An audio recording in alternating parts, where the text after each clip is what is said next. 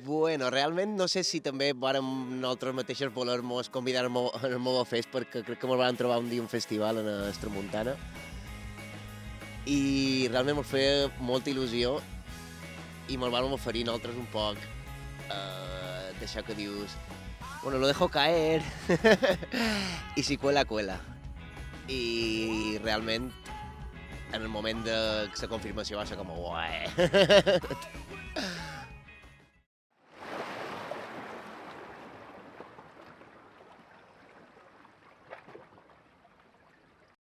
Bueno, realment va ser bastant natural, no? Va ser una progressió bastant natural, perquè sobretot en aquella època teníem un guitarrista que es deia Àlex Sancho, que era un poquet que portava què se diu? Tropicalisme, no? Caràcter tropicaloide, no? I també era la música que escoltava en aquell moment. Després, cada any que passa escoltes música nova, tens altres influències i naturalment vàrem passar d'això a fer alguna cosa més senzill, més rock and roll i més power pop, que seria rock and roll a melodia, que al final és el que feim.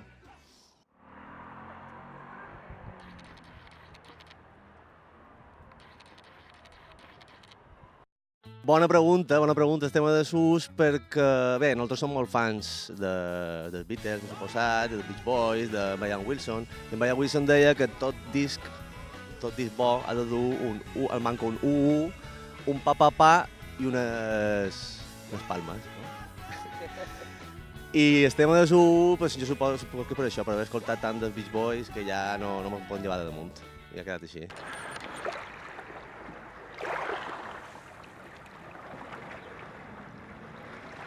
Uf! Aquesta no contestaran tots dos.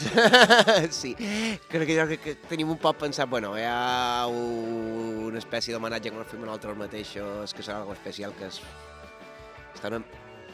Sí, després d'estiu i tot això, però s'està una mica... Comptarem en col·laboracions i idees, però bueno, això és un poc... com que està un poc en l'aire. I a part d'això... Bé, per això traurem el nou disc, que no serà res especial, però serà un nou disc de cerimònia l'any que complim 10 anys.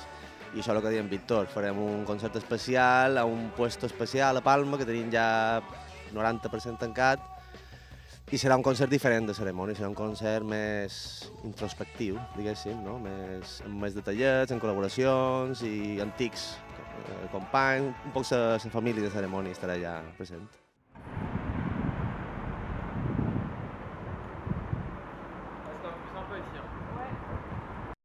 Com a pureta, diria que és un error.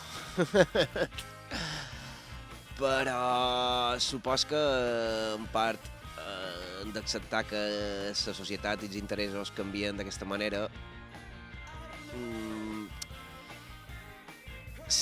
Crec que també s'ha perdut un poc realment l'interès en el que és la música en si, a l'hora de fer-la, de fabricar-la, inclús escoltar-la. I això ha sortit un poc, jo crec, com a resposta a el que s'està visquent avui en dia. És com una espècie de, jo li vull dir, desmusicalització de la música. No sé si és perquè no m'agrada, però... Bueno, diran que som vells i no ho entenem.